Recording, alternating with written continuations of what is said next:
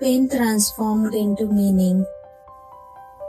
I'd rather be in this chair knowing Jesus than be standing without him.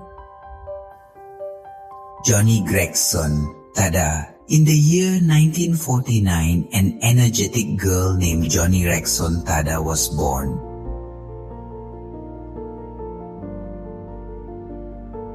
He grew up in a Christian family in Maryland and loved to do anything that seemed adventurous. She loved riding, running, swimming, and laughing with her friends. She was an active young woman, dreamy and passionate about life. No one imagined that a single second would completely change her destiny. He was just 17 years old when the accident occurred. It was a summer day. Joni went with his friends to a lake to swim. He ran and threw himself into the water as he had done so many times before, but he didn't know that the lake was too shallow. His head hit the bottom violently. In an instant, his body stopped responding. Joni was left floating, unable to move his arms or legs. Her friends quickly pulled her out of the water and took her to the hospital. There, the doctors gave the devastating news. She had suffered a severe spinal cord injury and would be paralyzed from the neck down for the rest of her life. Joni's world predictably came crashing down. Months passed in the hospital, staring silently at the ceiling. She cried silently, often venting her anger at God, and at times she felt life was no longer worth living. She lamented not only her inability to walk, but the devastating belief that all her aspirations had perished. Watching others run, embrace, or use their hands freely, she found herself reliant on others for almost every task, combing her hair, eating, dressing herself. The days were bleak, shrouded in darkness, but gradually he uncovered something extraordinary. Despite losing bodily movement, he realized that he did not have to abandon the driving purpose of his existence. One day he decided to try painting. Unable to use his hands, he ingeniously gripped a brush using his mouth. At first, they were clumsy strokes, imperfect strokes, overwhelming frustration, yet he continued to persevere. Eventually, he began creating stunning works of art.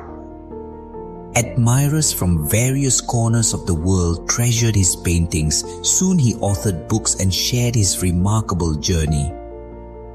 The young woman who once felt her life had reached its end ultimately inspired countless individuals globally. Joni shared thoughts on hope, faith, and strength.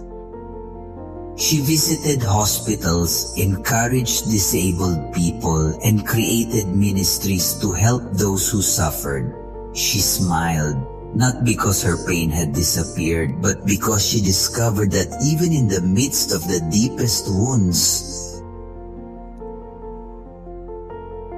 life can still have purpose. He once said something that marked miles. God allows what he hates to achieve what he loves. I knew that God was working in me to create grace and wisdom out of chaos, pain, and despair. The journey of Joni Gregson Tada. It reminds us that a tragedy can break a body, but not necessarily the soul. Because there are people who, still sitting in a wheelchair, managed to lift millions who had already given up on the inside. Because one can be paralyzed on the outside but not on the inside, and this is not a coincidence, but because the one who sustains it is not human pride, but the grace of God.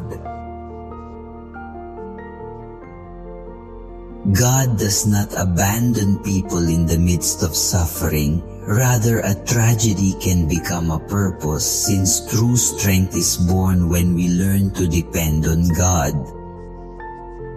Even with deep wounds, a life can still have meaning and hope.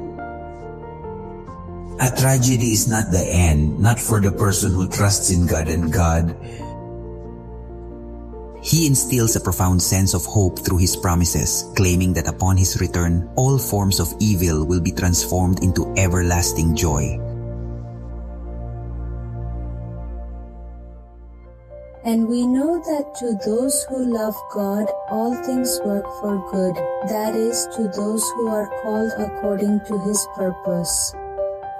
Romans chapter 8 verse 28. Generate by